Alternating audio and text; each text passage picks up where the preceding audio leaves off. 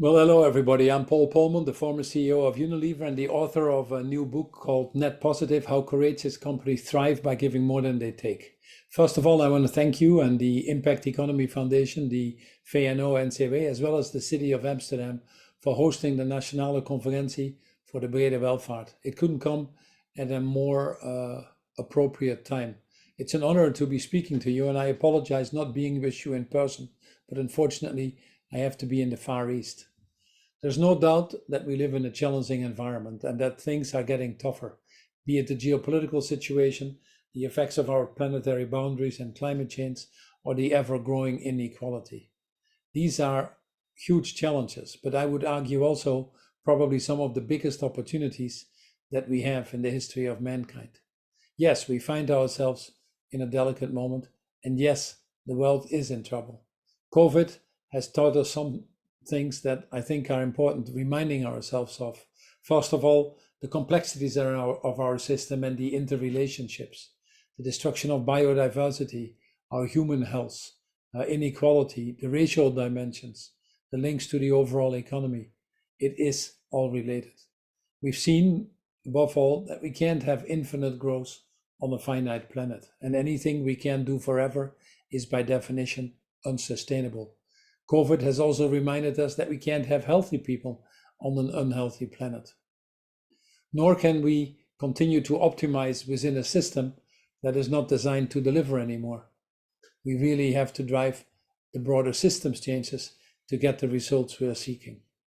We've realized that first and foremost, we are citizens of planet Earth, and that when it comes to issues of biodiversity destruction, human health, climate change, inequality, or conflict prevention, we're better off working together than trying to close our boundaries and doing it alone. Partnerships and the broader systems change are needed. Just protecting the status quo or keeping our heads in the sand, like certain people are able to do, certainly won't get us there. To some extent, I have to confess that I'm happy that so many things are broken. In the financial crisis, we missed the opportunity to right-size our economies and move to a greener and more inclusive economy. At that time, people felt that banks were too big to fail and people were too small to matter. We now have a chance to not miss that opportunity and take the right changes. And we're off to a good start. Since COVID, we've seen more governments making net zero climate commitments. The European Green Deal setting new standards that we've never seen before, standards that rapidly are becoming global standards. The business community, where 1/3 or $37 trillion have made commitments to the science-based targets to be net zero by 2050. The financial community, take the Global Financial Alliance on Net Zero that was launched in Glasgow, $130 trillion of money under management, making commitments to decarbonize their portfolios.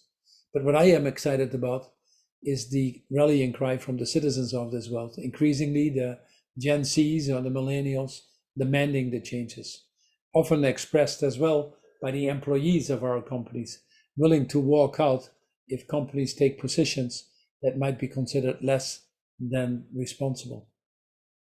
Ladies and gentlemen, we have the vision. It's called the Sustainable Development Goals, approved by 193 countries in the US.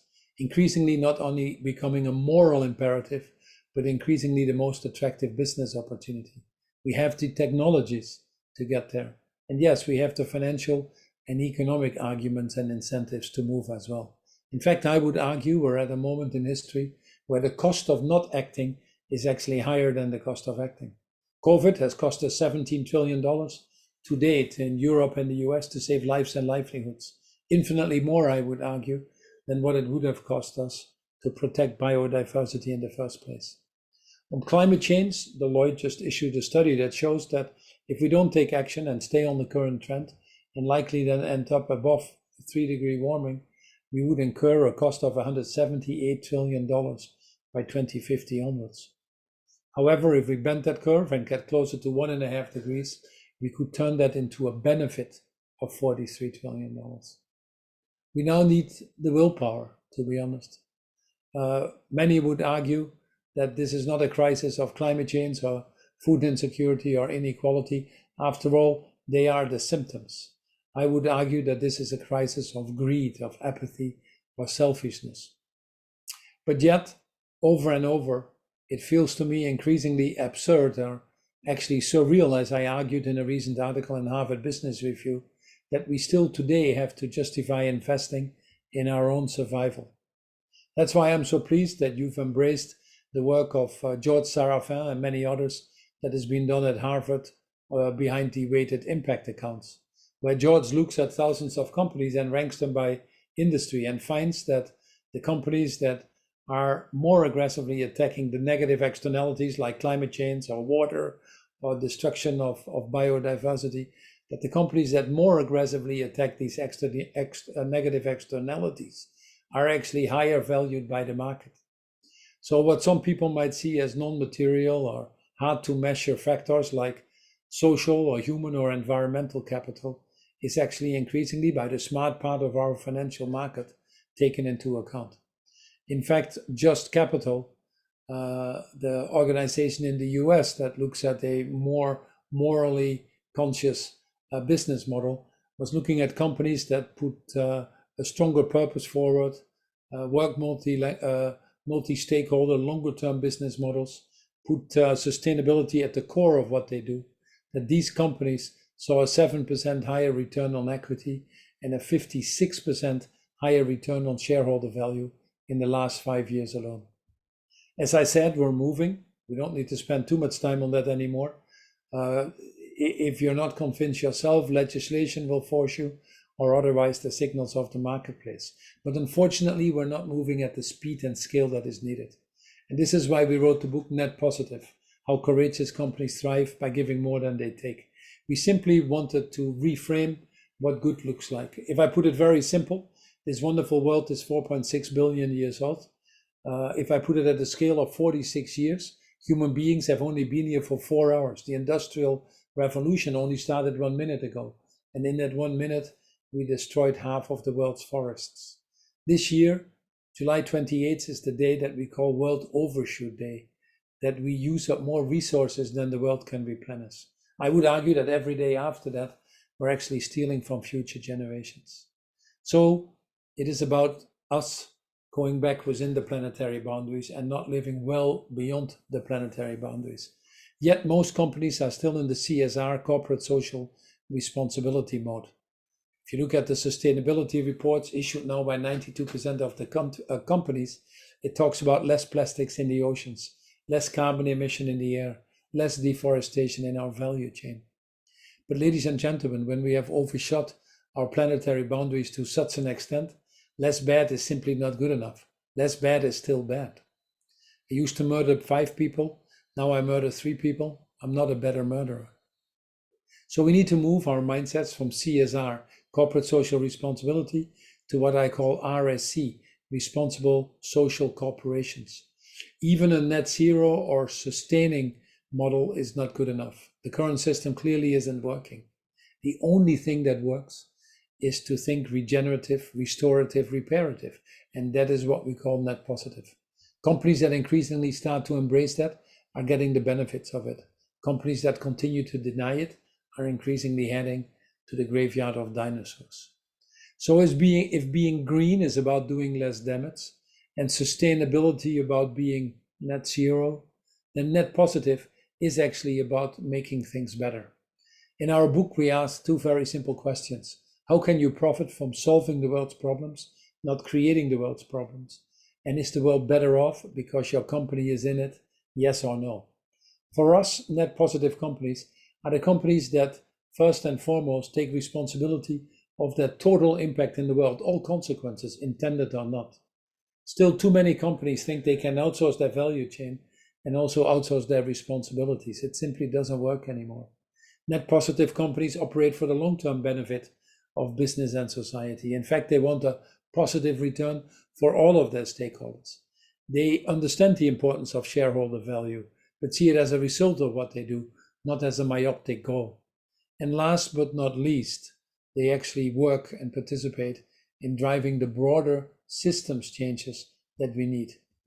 Is it easy? Obviously it isn't. The road of change is full of skeptics and cynics, and I've met a fair share of those, if I may say. But we do need to set the bar higher to get where we want to be. We do need to have the broader societal changes, starting with our own changes, our company changes at the roots of that, working together on these transformative partnerships with other industries, with civil society, with governments, to ultimately put the right frameworks in place, rules, laws, and regulations, as you want to drive us into this direction of what the Sustainable Development Goals advocate for, this more sustainable, inclusive world now and for generations to come, to not leave anybody behind. Because in all of this, I want to end where I started, that this first and foremost is a leadership crisis, that we need more courageous leaders. It takes courage to take responsibility of your total impact in the world. It takes courage to set targets that science tells us are needed, even if it makes us feel uncomfortable. It takes courage to work with others and sometimes have to compromise. And indeed, it takes courage to work with governments from time to time. I hope you agree on that. But ultimately, it starts with ourselves. Next to the moral imperative of driving the changes, this is now also the biggest business opportunity. Biggest business opportunity that requires the best of you, each of you individually, and hopefully with events like today, collectively. It was Rumi, a poet from the 13th century in Iran, who said it very well when he said, "Yesterday I was smart, I tried to change the world. Today I am wise and trying to change myself." Lots of luck with the conference. Thank you for all that you are doing. Thanks for setting the standards. Have fun whilst you're together. Hopefully get some crazy, discontinuous big ideas. Above all, be safe, enjoy reading the book, and I look forward to seeing you in the not too distant future.